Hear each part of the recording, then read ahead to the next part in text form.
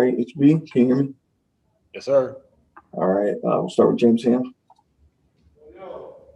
Hey, Harrison, just wondering, number one, how are you feeling? And then number two, just what do you guys have to do to get out of this downward spiral you've been in? Yeah, no, I'm feeling all right. It was good to get back out there with the guys. Still got a little bit of ways to go to get feeling back to normal, but I was able to try and help a little bit. But I think with us right now, it's all defensively. We knew coming into this game that they were a high-powered offense. We knew that we could get good looks on our end offensively, but defensively, that was going to be the challenge. And we knew that James and Kyrie were going to score, but the rest of the game that the rest of their team had, they had too many easy looks, too many layups, too many miscommunications. So we have to be better at that. Come the next game. Sean Cunningham. I guess two for me. Just how long were you kind of dealing with these kind of nagging injuries before having to miss games, and then just the way they closed out the fourth, that run they went on? Yeah, no, I mean it happened. Towards the end of the Memphis game. Kind of planted on my foot, and something didn't feel right, and then tried to go in the Brooklyn game after that, and just throughout the game, my movement, I just wasn't myself. So, taking the time working with the staff to get healthy was big for me, just to get to a place where now it's more so just pain tolerance and staying on top of it. But for us, we just have to impact the ball more. They were just, even when we were blitzing, they were just getting easy looks to the pocket. Bruce Brown either laying it up or being able to get it to their big, get it to their shooters. So, I think our presence on the ball first and foremost is our biggest thing. Jason Jones. Hey, Harrison, just following up on that, do you think that pressure on the ball, that presence has to be almost more intense or almost over the top to start games? They get 42 in the first quarter, and after that, you guys pretty much were playing them even a good stretch of the game. But I imagine it's hard to overcome when a team can get 42 in the first 12 and then get rolling like that.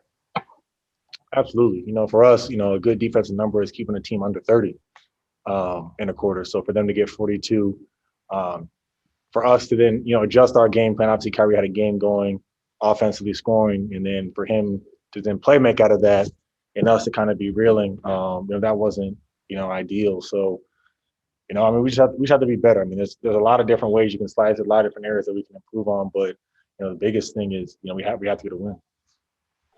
Marshall Harris. Hey, Harrison, welcome back. You look at the way this game went, kind of piggybacking on what Jason said, but it seems like the first quarter has been an issue at times when you guys have been struggling with games. Is there something that can change differently, whether it's the approach, whether it's pregame routine, or just is this just one of those things like, hey, this is the NBA, this is what you have to do to start games? How do you look at that being a veteran on that team with a lot of young guys? I mean, I think if you look at the games we've won and the games we've lost this year, it more than likely our disposition at the beginning of games usually dictates that. And yes, there's a lot of things that happen in between.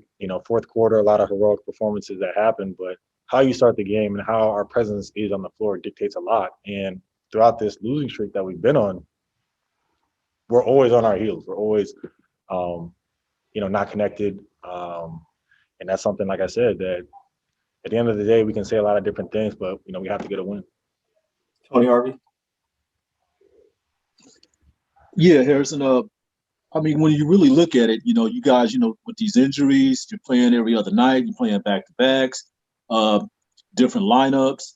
You being in the league, for such and such time, doesn't that kind of factor into, you guys trying to gain some chemistry because you were down by 14 and you came back and you were down by 1, so you pretty much let the team know that you're still playing basketball, but does that kind of affect the chemistry that you had before trying to get back into the games?